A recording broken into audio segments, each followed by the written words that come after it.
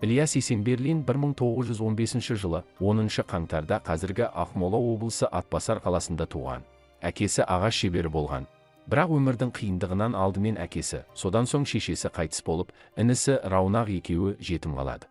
Туыстары Раунақты асырап алады да Ильяс жетімдер үйіне түседі. Сол уақыттағы елімізді жайлаған аштық кезеңін басынан кешіреді. Жоғары оқу орнына түсуді армандаған Ильяс Алматы қаласындағы Қазақ тау-кен металлургия институтына түсіп, оны 1940 жылы бітіреді. Жезқазғанда жұмыс істеп жүріп, әскерге шақырылады. Әскери борышын өтеп жүргенде Ұлы Отан соғысына алынып, майданда ауыр жарақаттанады.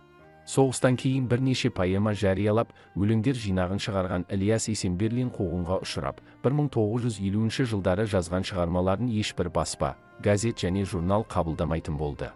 1966 жылы жазушы баспасына директор болып тағайындалып, алғашқы шығармалары жарыққа шығады.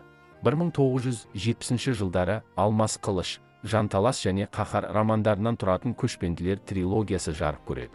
Қазақ әдебиетінің көркем қазынасын байытуға қомақты үлес қосқан жазушы әртүрлі жанрларда қалам тербеп, өлең, 10 дастан, 2 повест, 17 роман жазды. Драматургия, кино, аударма саласында да еңбек етті. Жазушы туындылары жұртшылық жүрегіне жол тапты. Жазушының еңбектері әлемнің 30 тіліне аударылған.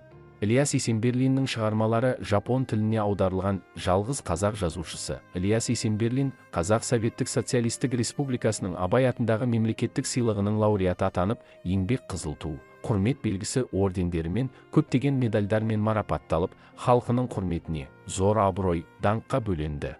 Ильяс Есенберлинге арналған ескерткіш 2015 жылы Атбасар қаласында орнатылды.